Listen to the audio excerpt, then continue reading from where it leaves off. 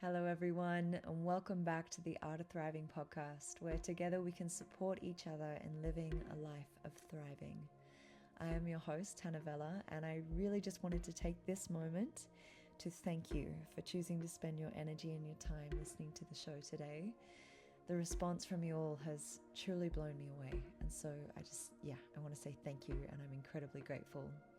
And I am so excited to introduce today's guest to you, as she was mentioned in conversation on at least the first 7 episodes through myself and other guests. Annamaria Flynn, the CEO and co-founder of Eclectica's School of Wombcraft and Visionary Dance, that has absolutely been the birth of a transformational movement supporting people in many different stages of life in coming home to their divine nature. Annamaria is my dear friend, and she has been monumental in me becoming the woman that I am. She met me when I was a young maiden of 21 and gave me a literal stage and the space to share my magic and step into my gifts as a facilitator. And we have been through countless rites of passages and intense and uncomfortable ceremonies together, and I am truly in awe of the way that she navigates life, the clarity of transmission she is able to bring through in her words, her music, and her writing, and the beautiful mother that she is to her daughter. So this conversation is jam-packed with so many golden nuggets for anyone who is considering or who is already a leader in their fields in any area. So I hope you enjoy. And just before we dive in, a quick message from today's sponsor. Annamaria and I are both big fans of these products, so if it's not already, I wanted to put Yoni Pleasure Palace on your radar. It's the world's leading online retailer of luxurious pleasure wands, yoni eggs, waterproof sex blankets, and feminine wellness products. Their products are beautifully crafted, ethically made, GIA certified, 100% body safe and hypoallergenic, and we personally both actually highly recommend the cervix serpent. You can use the code LIBERATE with Hannah for 10% off. And without further ado, let's dive in. Welcome, Annamaria. I feel so excited to have you because your name has been featured on just about every episode so far. So it feels awesome, just episode 10, having you finally on the show. Oh, thank you, my love. Yeah, I feel really honored and curious for what's going to unfold in this conversation. So yeah, thank you for seeing me in the way that you do, because I feel like you just invite so much depth and radiance from my heart, just purely because of like the love that we share and the journey that we've been on and what we've witnessed one another through. Thank you. I'm just realizing 10 years of friendship and this is the 10th episode. That's really nice. Love a bit of numerology in there. Yeah, I'm really honored to have you because you've been monumental in my growth and giving me a space and a platform for me to step into my gifts, and you've really held up the mirror for me. And I've also watched you grow and navigate such huge chapters of your life with so much grace and integrity and deep listening. And yeah, I feel like you're one of the best people I know. So I'm excited to get to share you with everybody and the listeners. Thank you, my love. Yeah. The feeling is mutual. I'd love to start with a little check-in. How are you feeling in your body? There is some anticipation, but it's not like a nervousness. It's more of this budding curiosity and this excitement. I kind of just want to explode and just being really happy to be in your presence, and also witnessing you in what you're creating is really lighting me up. Yeah, there's a deep sense of just feeling proud. Yeah, thanks. Oh, beautiful. For myself, I'm just feeling like I've hit a little bit of a stride recently, out of a pocket of intense darkness and ashes. And I'm emerging out of that in a way that feels a little bit more stable now. So with that, there's this added excitement for what I'm doing, and I feel like the podcast has been a really beautiful pillar for me through the last 6 months in this chapter of change, and having dear friends on that there's already such epic chemistry with, just makes it that much more enjoyable. So feeling good. Such a testament to like the courage in your heart and the decisions that you've had to make in recent seasons of your life that have very much like allowed you to be intimate with the trench and then like the redirection of your energy. And it's so beautiful to feel you emerging, and I really feel that sense of flow and momentum. It's quite infectious. Thanks, babe. I feel like you know all about that. Oh yeah. Yeah. Oh yeah, baby. Me in the trench. Yeah. Good friends. Awesome. Well, I wanted to dive in with asking, obviously, you know, you and Demi you were the founder of Eclectica alongside Akara, and you and Demi have really nurtured this incredible body of being and into existence. But what was the seed of origin for our listeners who aren't familiar with this? Yeah. I feel like there has been so many moments of expansion and evolution and rebirth throughout the last 11 years. And when I take myself back to that first moment that I knew I was here for something more, it takes me back to my career at McDonald's as a 19-year-old. And Career, I love that. I was climbing the corporate ladder. I'd done my management training. I was getting employee of the week. Like I was slaying in the hospitality industry, but I felt so empty and life felt so mundane. And I remember there was this moment amidst like flipping burgers and serving fries where I thought to myself, okay, like this is it. You just pay bills, you work for someone, and you die. And I remember so specifically this light bulb went off inside of me. It was like my soul was like, we ain't doing that, girl. And simultaneously to this time in my life, I had mustered a deep curiosity to the realms of eroticism and the realms of the strip club.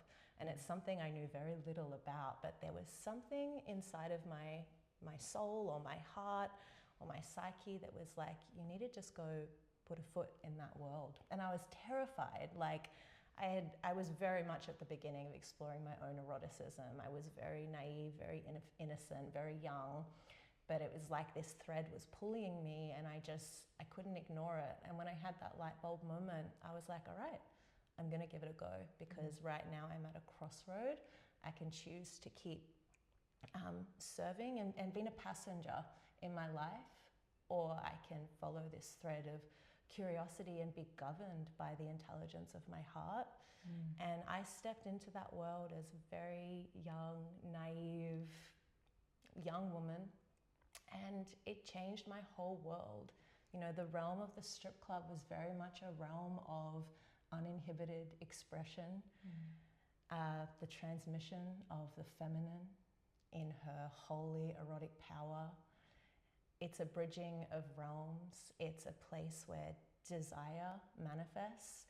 There's a fuckload of shadows in that world, but it's also an incredible mirror for the dimensions of the soul. And I was called into that place to heal the parts of myself that weren't empowered, I guess, you know, to heal my relationship with my body, my sexuality, agency, and within that, to access these ancient timelines and previous lives I had lived as an erotic dancer, as a temple dancer. And there was a sense of remembrance when I stepped into that realm. And I'm so grateful that I listened, because when I was pulled into that space, I met my first business partner, Gemma, who now goes by the name of Akara. And we birthed Eclectica together. And back then it was called Cosmica, and it very much reflected like where we were at in our journey, very ethereal. We hadn't had that feminine descent yet, and our intention was to connect people with like the magic of life, which is what she came into my life to show me, because I had forgotten. And through relationship with expression and being witnessed, and the power of transmission, the power of dance as a form of medicine and storytelling, the early foundations for Eclectica were birthed. And over time, as I deepened and descended into my womb and into my sense of self and into my relationship with earth and the forces of life, the movement kind of reflected that, and as did the sisters who were called to the movement, including yourself and including beautiful Demi Lee, who I know you've interviewed, who is now the co-founder of Eclectica School of Wombcraft and Visionary Dance. So yeah, there were so many moments throughout the last 11 years where I continued to follow that pulse of courage and curiosity, even when it was really hard. And Eclectica is what it is today because of that devotion that myself and all the sisters involved had employed. And it was a choosing. It was a choosing to create a legacy, to come together, to help each other remember, and to pave this path for others to also access the many dimensions of their being through the mediums of ritual, dance, expression, which is something that is just actually so innate within us, and largely in the West we've forgotten it. So it's so much just about coming home. Yeah. Wow, I'm a little bit enamored by your presence when you're talking about it, and I just light up. I feel like I'm just like this blooming rose right now. So beautiful. Did you know in those early days that it might be a school one day, or you just didn't see that until it presented itself? I remember having little glimmers and little visions, and you know, the soul and the heart are so intelligent, and they kind of exist beyond the present timeline. So it felt like there was inklings, but I definitely didn't have the full belief in myself. And I think that was the journey within Eclectica, was that choice to keep showing up, was this bearing my soul and my vulnerability and my self-doubt to this entity that was reflecting everything back to me. And when we birth a business, we birth all of our wounds into it, and we birth this sacred relationship where we come to know oneself through the mirror it holds up for us. And Eclectica has very much been that for me. It's been maybe one of the deepest experiences of divine union that I've experienced in my life. And I think when we find something that we love and we treasure, and it reflects who we are in our nature, it's almost like breathing to show up for it. It's almost like you have offspring or a child. It's not even really a choice anymore, because you've birthed this part of yourself into the world, and you want to treasure it and nurture it and support its evolution. Yeah, I really see that distinct heartbeat in Eclectica, is that choice to be in devotion, because I've watched you navigate like more intensities than most people would have in a whole lifetime, let alone, what has it been, 5-6 years that the school's really been up off the ground. I'd love to ask, like, how do you go navigating this listening to spirit and the showing up in connection with the logistics and then everything else that you're experiencing on a personal level? Because I know that that's stretched you. Yeah, the word capacity comes through, and I think we can think about capacity as something that is like rigid and it has certain dimensions, but the truth is capacity is ever expansive, and we're always building a relationship with its kind of eternal depth. And I think motherhood has really taught me that we tell ourselves we're not capable or we don't have enough time in the day, but when you go through an initiation like parenthood, you realize that you always have space and time for what you value. And I've always valued Eclectica and its growth, and there's been a real generosity in my spirit toward it. And with that comes sacrifice as well. And I've had to learn a lot of really hard lessons around sustainability, because that inner visionary is boundless. It's absolutely boundless in what it can bring through, and there's an infinity to it. And I've actually had to learn more containment, because I am such a visionary. Like, there's so much color and texture and desire and magic and creativity in my soul, and there's a part of me that just wants to continuously birth paradigms and worlds and projects, and there comes a point where you kind of have to mature within that as well. I think about like the maiden spirit and how boundless she is, and I think on our journey of being an entrepreneur or a visionary or whatever it is that you identify with, an artist, there comes like a time of like refinement and precision and the recognition of, I can do all of it, but do I have to? And it's the same mirror within motherhood. Like, mothers give so much because they can, and society takes advantage of that. But when there's that moment of just coming back into your center and being with that concept of sustainability and equilibrium, and choosing just with more intention, because vision can just take us for a ride. And I've been to the shadow side of it, believe me. Like, I've also been initiated through the realms of like chronic illness and burnout, which so many business owners can relate to. And you can't unlearn this stuff as well. It is just like an innate part of that journey of maturation. And there's so many things that I can look back on in hindsight and be so grateful for the struggle or adversity, because it's actually helped ripen and refine and orientate my soul to where I'm actually supposed to be heading. And that also requires us to let go of a lot of identities and ego or need to be seen. So many of the decisions we can make at times actually come from our wounding. And that question of, am I making this decision, or am I birthing this because I want to be in service, or because I want to be validated or successful or seen, and catching ourselves in those superficial layers that can kind of like drive our actions. Yeah, I feel like that's a really powerful distinction, because like some of the most successful people in the world are driven from that place. And it's like, so what they've created is sometimes really beautiful, but I guess what I'm hearing is like whether or not in long term that's actually sustainable. And is it harming you? Because I've also created a lot of beauty, but there were some things that I've birthed that I gave too much to, and it harmed me. And I had to learn that lesson. And the word equilibrium has become a really important part of my vocabulary. And I think also resourcing yourself with allyship as well when you're on a path of creativity and leadership. Like, who's your team?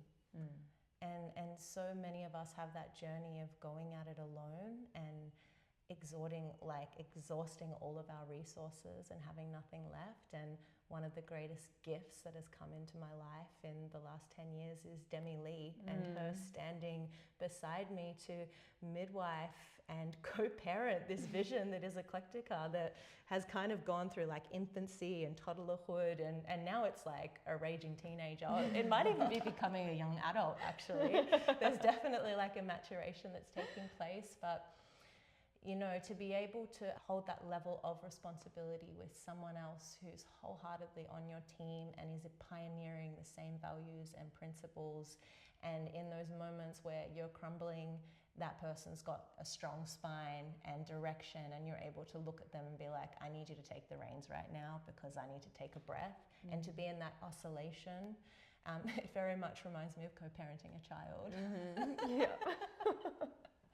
Yeah, it's beautiful to feel how that's obviously deeply initiated your friendship together too. And yeah, I wanted to add to that, just a lot of the books I've been reading from different CEOs and like, you know, people ahead of their game lately, all of them have said anything worthwhile needs a team behind it. And I think for myself, I'd been in this like, I have to do it on my own space. That was a real game changer, to open up the possibility of allowing other people to help me. And I think it's part of why I feel Eclectica is so special, is feeling the roots of sisterhood that have been deepening over the past 10 years that are intrinsically linked to that. And yeah, I'd love if you've spoken to that a little bit more. Yeah, I think there's something very rare and very unique and very precious about what we've cultivated in Eclectica, because those of us who have been involved for 10, 11 years, we've walked the lines of business and success and evolution, but we've also walked through life's passages together. You know, we've attended each other's births, we've attended the funerals of parents, we've attended and tended to heartbreak over and over. We've witnessed each other in the different seasons of life, maidenhood, motherhood. We've seen each other at our lowest, and we've seen each other at our most triumphant. We've experienced all of the shades and textures of our inner worlds, and that has been conveyed in the fabric of what we've birthed. And it's very rare in any company or in the corporate world for working relationships to be rooted in that deep love and care. And I want to be mindful to also not romanticize it as well, because it comes with its challenges, and walking the lines of business and sisterhood is a very delicate path that requires a lot of intention and care, but also the ability to sit in that seat of natural authority when it's required. And I think that's been one of the most ripening aspects of this journey for me, is sitting in the matriarchal throne of this company and being able to discern when I'm making decisions for the business and when I'm making the decisions out of sisterhood, and knowing that there's times where sisterhood actually has to be put on the shelf so that I can be in that seat of natural authority. And I think when we talk about authority, it's a loaded word. A lot of people carry a lot of wounding around it, and we can forget that natural authority is actually so much about agency and autonomy over our spiritual self, and knowing that our decisions and what we discern is coming from a grounded, anchored, centered place into the wisdom of the soul. And when we allow ourselves and one another to be in that natural authority, the souls can engage at a deeper level. It has the ability to transcend ego. But when there's wounding present, it will press directly on the ego and that protection, that defense. And I've seen this come up within the web of my employees, which are also my friends. And there's a graciousness that needs to come through as well of, yeah, this is sticky and uncomfortable. And outside of this room, I fucking love you and you're my sister, but right now I need to be your boss. And yes, it's uncomfortable for you to be experiencing me in this authority. And it's also uncomfortable for me to be stepping into this and owning this and reclaiming this, and in a way stepping out of self-betrayal, because throughout the last 11 years, there's many times I've made decisions or called shots out of appeasement to what I thought other people wanted or needed or desired, rather than listening to that deeper anchoring within my soul. And, you know, cause and effect, that had a capacity to harm me, and it did harm me at times. And so I had to learn really hard lessons. And I think this last semester that just passed was a big initiation in leadership for myself and Demi, because the business expanded rapidly, and we were kind of scurrying to get the infrastructure set up to support the expansion. And of course we fell short and we made mistakes, but something we had to do this semester was to choose to step into that embodied leadership, and to be anchored in our spine, led by the heart, and in deep service to the evolution of this movement. Yeah. It was huge. Huge. It's not for the faint-hearted. No, very nearly took you guys out. I've really just been sitting with this question of so you want to be a leader, eh? Do you know what that means? Really? You want to be a leader? Let me tell you. Yeah, and I feel like in our culture, we don't have many examples of what it is to be a woman leading from her power. I feel like a lot of women who are in leadership are leading how they've been modeled through seeing men lead. Which is more intellectually driven. Yeah. And we have these internal compasses, these wombs that are incredibly wise. Yeah, I got goosebumps for you saying that. And I feel the reference point while you were talking before, I can feel the energy in the body descend to sit deeply in the womb, and it feels plugged into the earth in a way that it's like, you think about someone with a low center of gravity. If you push someone with a not a low center of gravity, they'll fall over, whereas if they're really anchored, they won't budge. Yeah. That's kind of the reference point I feel while you're sharing. Yeah, and the path of leadership will show you where your own internal infrastructure is weak and where you have that capacity to crumble. And so it's this constant mirror, and it can be very confronting, but also such an incredible driving force to orientate the soul towards ripening into its highest radiance. And I think it's important that we talk about the shadows of leadership, because the word leadership, if you just feel it as a frequency, like, you know, it has like a radiance to it, and it has like, a strength to it. But that strength, you can't be entitled to it. You have to earn it. You have to earn your badge of leadership through dying to the layers of yourself, dying to the layers of your ego, becoming deeply intimate with your wounding and the way that wounding wants to birth into the world so it can resolve itself. You have to be fiercely dedicated. You have to be okay with not being liked. You have to be okay with being projected on, people having stories about you, assumptions. And, you know, those projections or assumptions, they're going to seek resonance in the body. So if something someone says or thinks about you impacts you deeply, it's this opportunity to get curious of like, okay, there's a wound there because it's actually penetrating me. And so within all of this that I'm speaking of, it requires deep dedication to know thyself. And we're complex beings, and we all hold trauma, whether it's ancestral trauma, trauma born of this lifetime. And there's a need to tend to the layers of the soul as it emerges, because there's moments where you expand and you step into new seasons of leadership and you feel fucking raw and naked. You feel like your skin has been stripped bare and you're exposed, your nerves are exposed, and you have to get comfortable with being uncomfortable.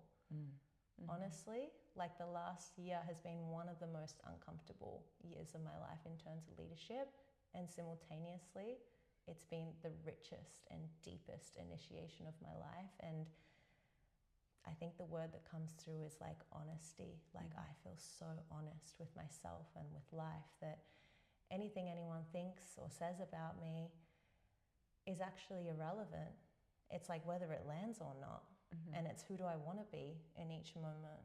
What choices do I want to make? Am I in relationship with my core values and principles? Am I in integrity? I ask myself those questions every day. And it's an important virtue of leadership is to have that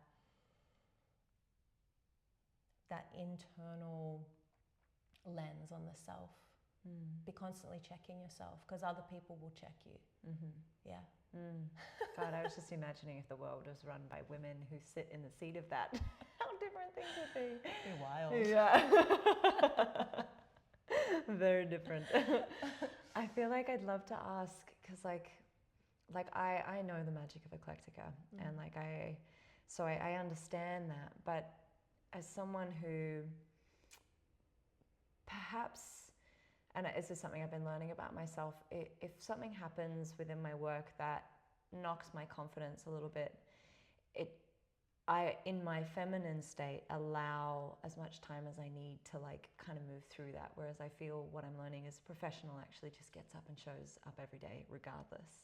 And so that's something I'm trying to fortify in myself a lot more, to just like keep, and that's why I love the podcast, is something that I'm just showing up for every week. I'm like curious about the spark of why, like in the innermost of your being, the part of you that feels driven to keep moving forward. Like, what does that feel like, and what's the why at the core of it? The word legacy comes through, and like the power of the imprint that we get to leave in this life.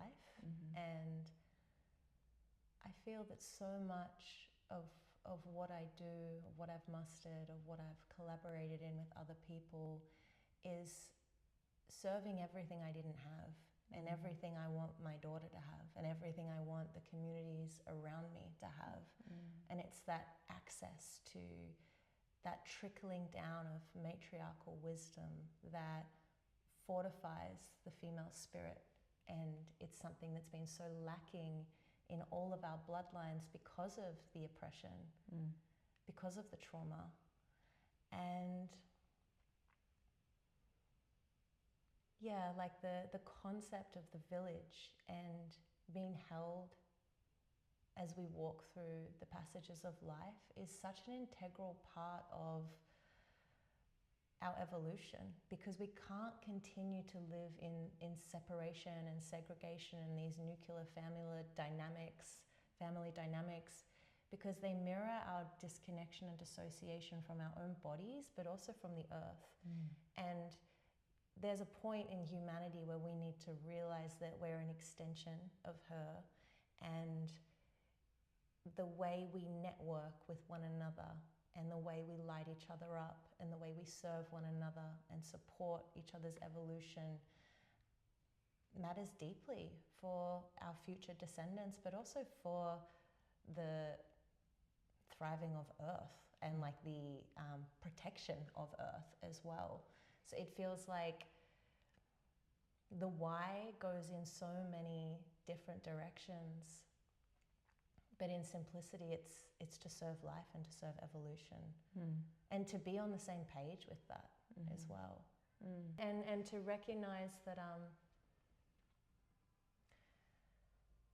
so many of us, all of us, have these cracks within our personal foundations because we have experienced trauma, because there are things within our lineages and ancestry that have never been resolved or talked about, because we carry unprocessed grief, because we've grown up in isolated society, social cracks, because of the way our Western schooling system was.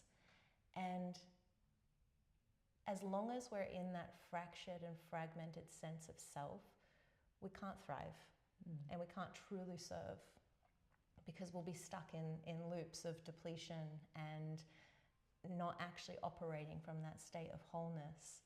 And so if we can learn to tend to those cracks and those fractures, and I think a lot of that happens through reintegrating supported and celebrated rites of passage. And it's not just rites of passage full stop, it's celebrated and supported, because we go through rites of passage regardless. We go through those transformative passages in life, and most of the time we go through it in a time of isolation. And so it's a repatterning, it's a reprogramming, and it's bringing back those village-centric values so that we can make a difference in our lives and in the lives of the people that we touch. And there's this whole thing of like self-development being self-serving or indulgent, but when you look at it through that lens of like, well, if you're serving the self and you're coming into wholeness, naturally you're going to come into right relationship with the forces of life. And to give yourself the permission and the freedom to heal your mind, your body, your spirit, its connection. It's paramount. Yeah. I feel like it's the ultimate act of service. Like I get this visual of every human on the planet being a little cell that's part of the bigger cell, and when one cell comes into like a resonance of vitality, how that ripples through their network, their communities, but also how that almost like a charging of a battery boosts the overall energy field of the earth. And I just imagine everyone doing that, and I think we forget the impact that can have. I call it rose fever. It's kind of like the opposite to tall poppy syndrome. Like tall poppy syndrome is like this infectious pulse of shame and shutting one another down, and rose fever is like this permission to just thrive and to radiate, and recognizing that in doing that and allowing yourself to do that, you're not actually taking anything from anyone. And if anything, it maybe gives you more generosity to feed ththose around you. I love that. Let's let that catch on. Do you feel like that's a big, like and maybe there's some double up here, but I wanted to ask, what do you think has been one of the key, obviously there's lots of things, but in terms of the how do you say that word, exponential growth of Eclectica and the popularity and the fact that, you know, you can go to Berlin and sell out an intensive, and you can go to Sydney and Byron Bay and Bali, and it's just become so wonderfully, like the momentum has just gone whoosh. What do you think has contributed to that? I think like service and devotion, definitely, and acknowledging that like the first like 8 years of Eclectica, we weren't getting paid. We were just doing it because we loved it, because we wanted to share stories and medicine and magic. Like that current of service was so inherently woven into the tapestry of Eclectica from the very beginning. And I think another thing that people connect to is like the authenticity of it and the magnetism of that, and what we were talking about earlier about, the fact that everyone kind of involved in the project is deeply interwoven into this kinship and this sisterhood. And there's a lot of people in the world who don't have access to that, and when they see that and they feel it as a pulse and they feel it in their body of, I want that and I'm worthy of that, it's a deeper current than anything you can show through marketing, but actually like what we're embodying. And I think authenticity is a really important part of an important quality of anything that we birth into the world. And authenticity calls authenticity to the surface in the people around us as well.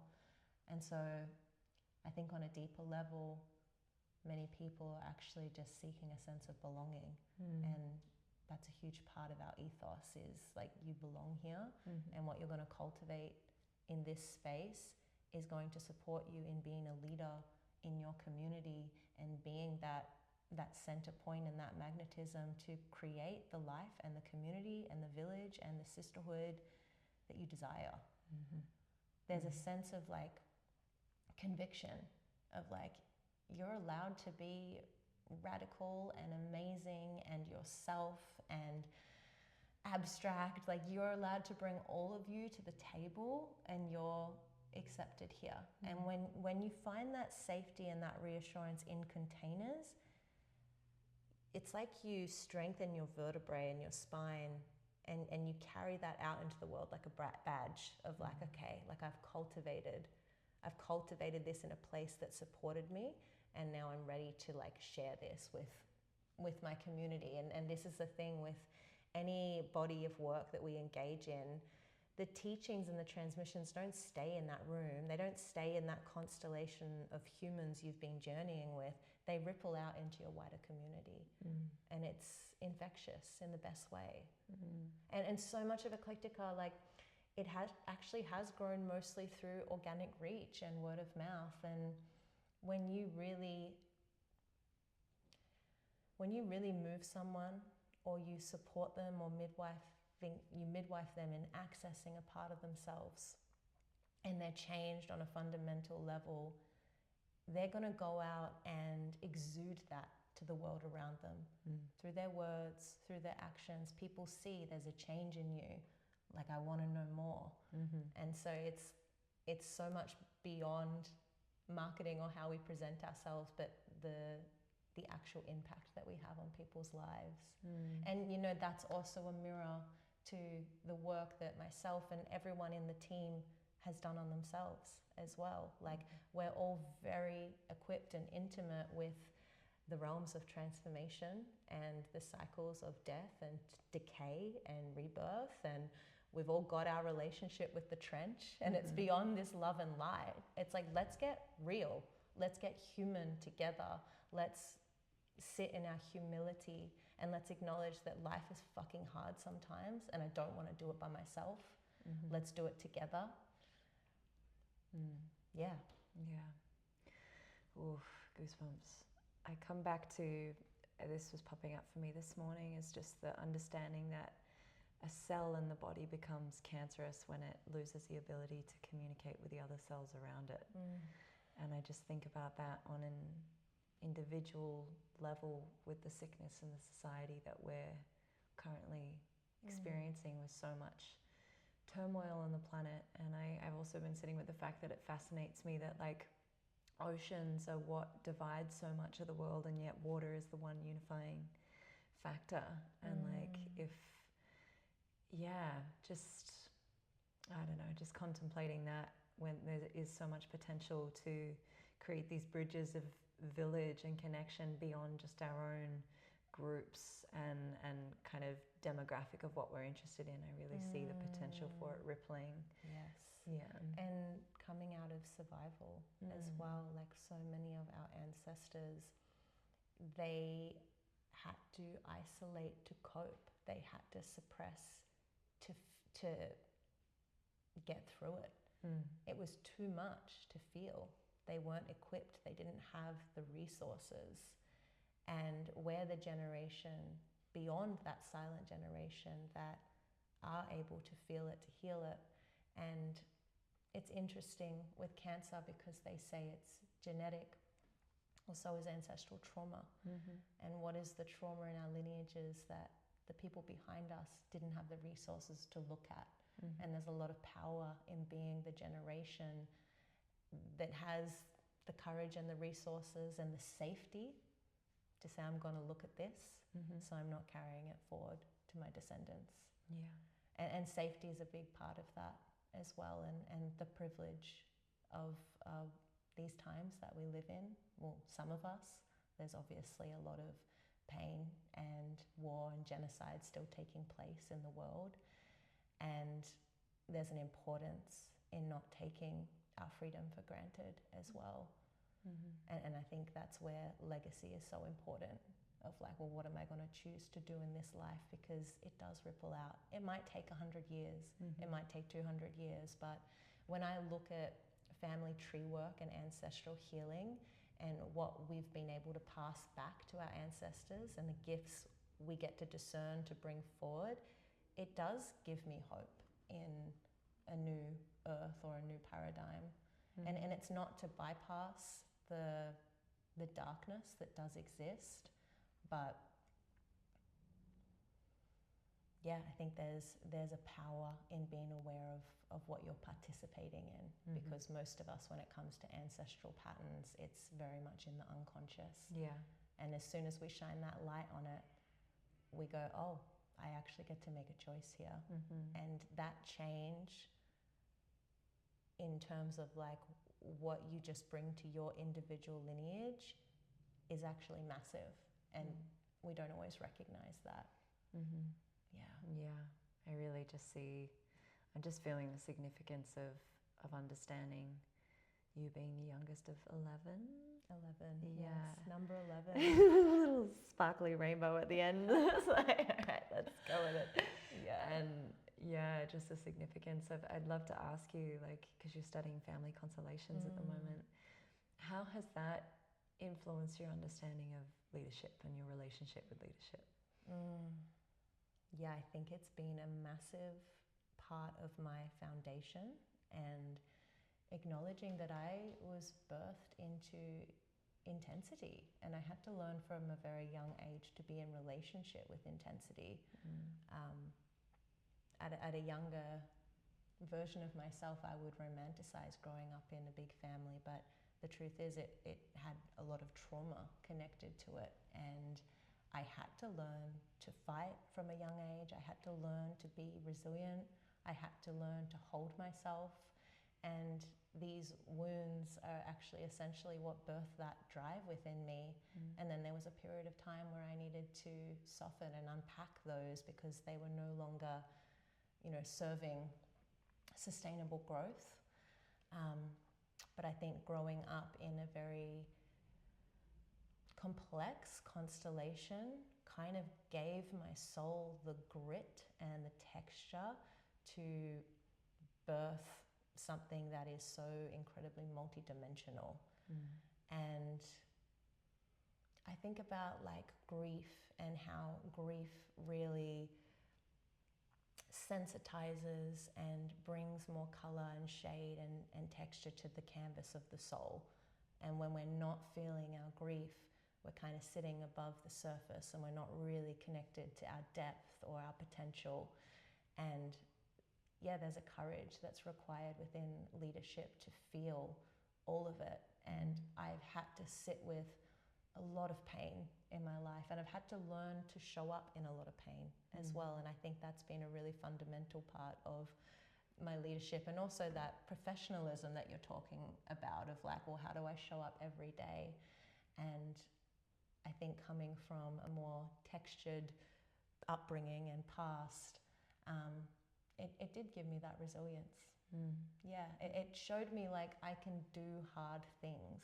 Yeah. And that's just such a simple and potent mantra that like I'll carry with me through the rest of my life.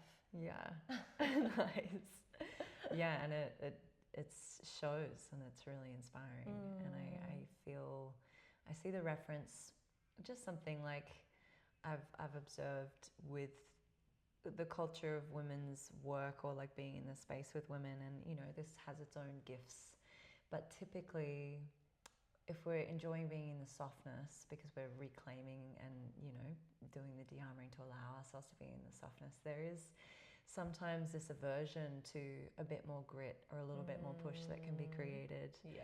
And something I really enjoyed about witnessing the men in the space this year is like they see the challenge and they're like, cool, how can I lean into this and enjoy the challenge of it? Whereas like women can be a little bit more like, I'm either failing or, oh, that's just a bit too intense, I don't want to go there. But it's like, what happens if we lean in a sustainable way with listening and discernment to see what we're made of? And obviously this is an extreme example, but something I've been walking with lately is in martial arts, like some of the names of different martial arts literally translate to Valley of Pain. And it's like, love that. Yeah. And it's literally a practice of how can I sit in this uncomfortability until it's not uncomfortable anymore, and then I up it and continue that. Well, you acclimatize. And the truth is, like, life is intense. You're gonna go through hard things. You're gonna have your heart broken. You're gonna lose people you love. And the sooner you can come out of that anesthetization and actually sensitize your soul to that full spectrum of human emotion, you're gonna be far more resilient and surrendered when life takes you, because it will. It's full of cycles and seasons that will surprise you. Yeah. And note the word you said, sensitization. It's not like a numbing or a desensitization. Yes, it's the opposite. Yeah. Because that's what we've been taught to do. We've been taught to numb and shut down to avoid feeling, which is obviously what our ancestors did to cope.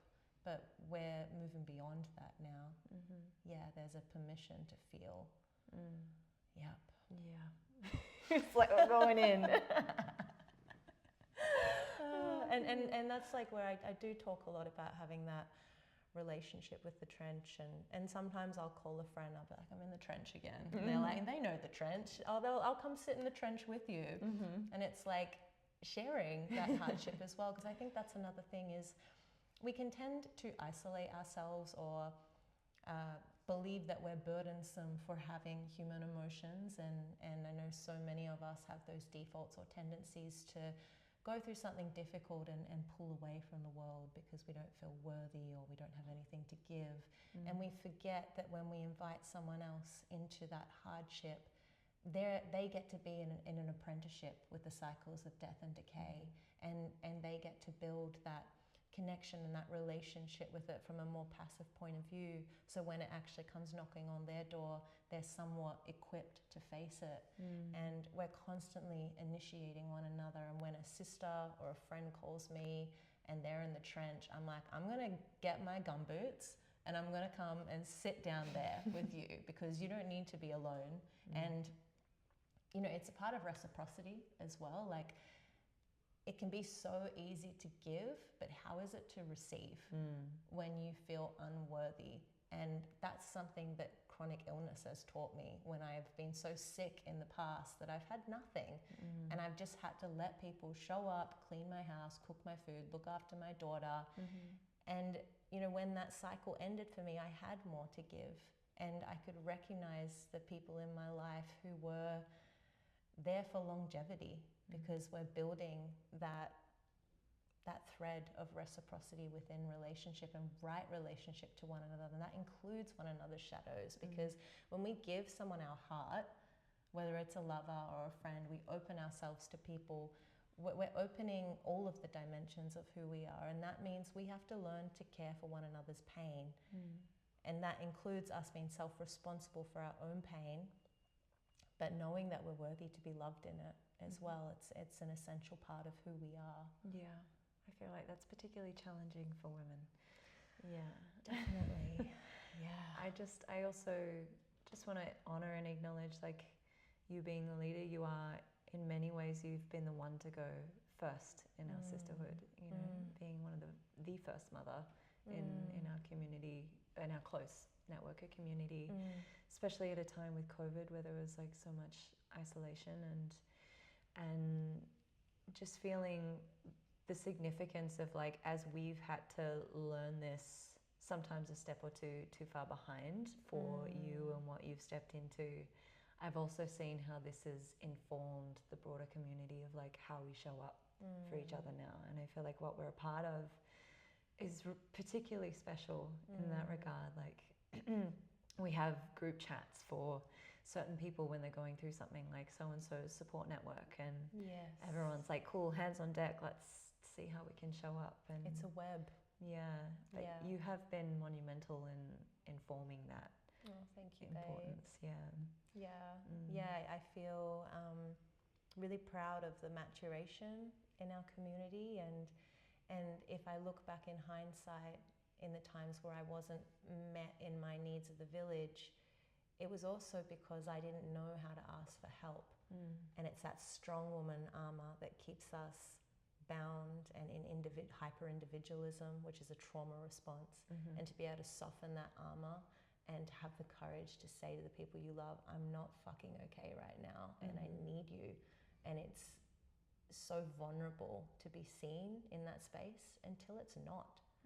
And it's like that acclimatization as well. It's like we get comfortable with that vulnerability and letting each other in, and through it we de-armor the shame that we hold around not having our shit together all the time, and the ridiculous expectations we can have on ourselves. Like, I feel that as a business owner or a facilitator of, like, I need to have my life together and I can't be in my wounding or XYZ or whatever stories I've had along the path that have prevented me from just actually feeling myself honestly and projecting an image of myself into the world that is a pedestal version of who I really am. And that opens you up to all kinds of, it opens you up to be falsely pedestaled by other people. And then when you show your humanness, you fall so far down. And then you realize, well, I contributed to that. And I think the most liberating thing I've learned as a leader is to let my humanness be seen and to say to people, hey, I fuck it up sometimes and I fall short and I'm sorry. I can acknowledge I didn't meet your expectation, and I can acknowledge my actions have impacted you. It's that humility to really, like, be in that accountability for what we put out into the world. Yeah, it's like so importantly honest. And people can't hate you for it. They're like, it's like a glitch. Like, oh, you're human. I just thought you were like this avatar. Yeah, I feel like that leads really beautifully into the question I'd love to ask about for anyone considering stepping into leadership, particularly in a climate where people are like, I did this thing and now I want to, like, be a leader in that. And sure, there's beauty and lots of magic happening, but for those who are seriously considering that path, in terms of what your work will reflect to you, obviously you spoke a little bit about it before, but what would be a key piece of wisdom that you would share for someone in relationship to that? Go to therapy. Nice. Go to therapy for 2 years. Don't go to a therapist's office and be like, no, I tried it, didn't really like it. Like, find yourself an amazing therapist who you connect to on a soul level and build a relationship with them over 2 years. It wasn't until, like, I was 18 months deep in therapy that I was like, oh, I get it. Because you get to the deeper soil, and the body and the soul creates all these self-protection and all of this like preservation, that it is like psychic surgery, and it takes a lot of time to get to those deeper nitty-gritty woundings that inevitably keep us trapped and participating in patterns that actually don't serve us. That's like my number one advice is tend to the deeper layers of the self and the deeper wounding, because otherwise it's just going to keep coming up in the fabric of your business or the realms that you're conducting or the places where you're sitting in that seat of leadership. And so when people's projections come for you, you're like, yeah, I know that part of myself. I know that part of me. And that's okay. Yeah. That's okay that you see that in me. And I think like alongside that is actually just getting really honest with the self and our reasons for stepping into leadership as well. I think something that unconsciously plays out for all of us is that desire to be seen and validated. And I think that's actually a layer that peels off and burns away through leadership. But be intimate with it and understand it and be curious to it and build that relationship with the inner child who needs that validation from the outside. Be a ally for her or him so that they're not driving the ship as well. It's like that maturation really does come through knowing oneself. And you're going to get to know yourself through the journey, but it maybe doesn't have to be as brutal if you've done the groundwork. Yeah. And very important, who are your team? Who are your 3 a.m. peeps that you can call at 3 a.m. and say that you're having a shit time? Who's your therapist? Who's your kinesiologist? Who's your acupuncturist? Who's your naturopath? Like, these are the people that support you to support others. And as you step into more responsibility and you're bringing higher frequencies through the body, you're conducting more energy, you need to strengthen your infrastructure. And that requires support. You cannot do it alone. And if you do, it's not going to be sustainable. You're going to burn the fuck out. And so your team is everything. And that includes like the people you choose to work alongside. If you have employees or people who are supporting you in your endeavors, to know that they're there in true service and in mirrored values and principles, and that there's deep trust there as well. Nice. Like that discernment with who we choose to work with is really important. Yeah, I agree. I can feel in the back of my psyche a question brewing for those who are like hearing that, but then feeling the contraction of the scarcity and the unwillingness to invest in those things. What would you, I'd love to speak to that particular thread. What would you say? If you're feeling scarcity, well, firstly, to look at that. Scarcity is a pretty common ancestral wound, and it's the belief that there's not enough to go around, or that we're not resourced enough to support ourselves.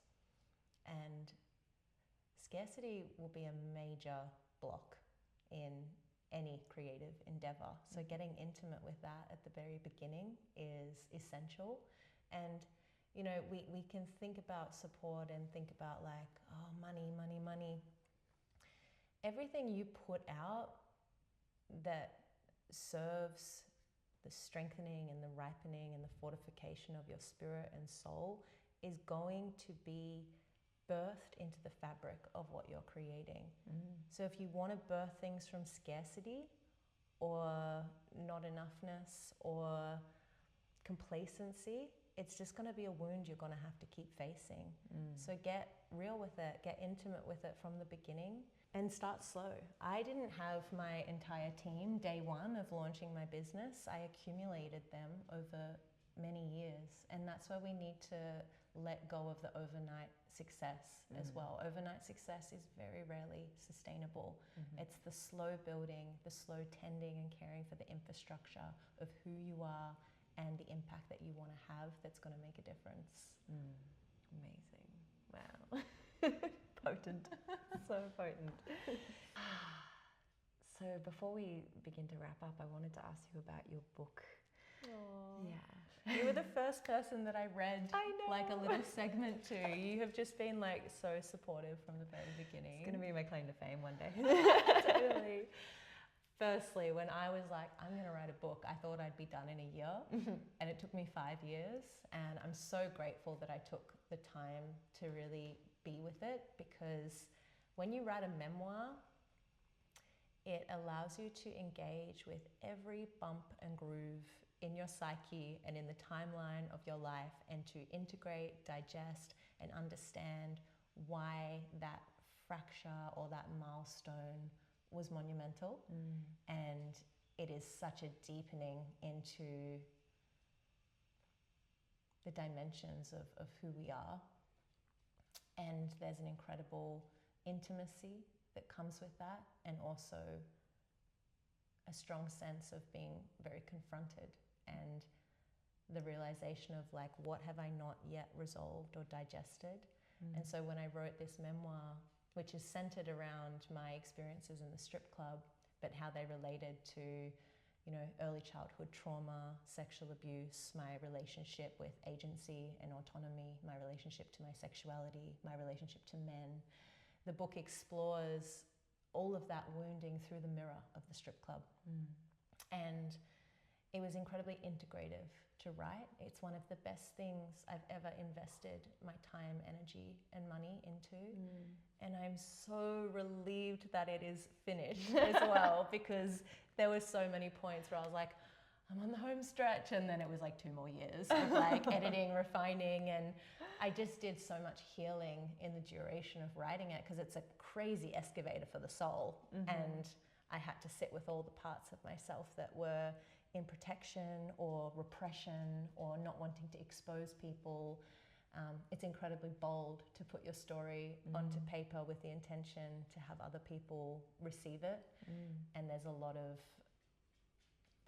thresholds you have to cross. But I'm deeply proud, and I'm so excited to have it out in the world. It's, for those listening, when it is out in the world, it's one of the best things I've ever had the pleasure of being read to. Honestly, I think it's going to be huge. My voice is very soothing though. Yeah. Don't worry, I'll do an audible version. Good. Yes. Are you still looking for a publisher, or? I'm going to self-publish. Amazing. Yeah, I've done a dance between different publishing agencies, and yeah, my internal compass just really wants to have full like autonomy and authority over the book. And currently, Tamika Wilder, who's an amazing mama, sister living up in the Northern Rivers, she's writing the foreword for it. And once that's done, it's pretty much ready for print. Oh my gosh. So keep an eye out. I'll have to have a fancy book launch, that. Just what popped into my head. I can see it. I'm there. I'm so excited. Eclectica will be interpretive dancing. Yes. Oh, beautiful. So other than the book, what's on the horizon for you people can keep an eye out for? And for those listening, that little noise in the background is Bodhi. It's my very cute Pomeranian. Bodhi, come here. What is on the horizon? Well, we've just finished our semester in Melbourne, and myself and Demi made a very wise and mature decision to actually temporarily close our Melbourne Dance School. I shared a little bit about like the infrastructure of the business and the initiations that we had this semester. And yeah, there's a deep need to kind of step back and reevaluate and rebuild from that place of sustainability and equilibrium. So there's more spaciousness. Next month, I'll be facilitating a retreat in Bali called The Way of the Womb Keeper, which you know that body of work very well. And yeah, I think I'm in a period of my life where I'm just actually rediscovering how I want to exist and how I want to be in relationship with Eclectica. So it feels like a bit of a mystery, but it feels like there's so much richness and colour on the other side of this little winter that we're having. Beautiful. Yeah, necessary. Yeah. Nice. And finally, to close, if you were to offer one final bit of advice on your deathbed, what would you leave if that was a child or a granddaughter? Or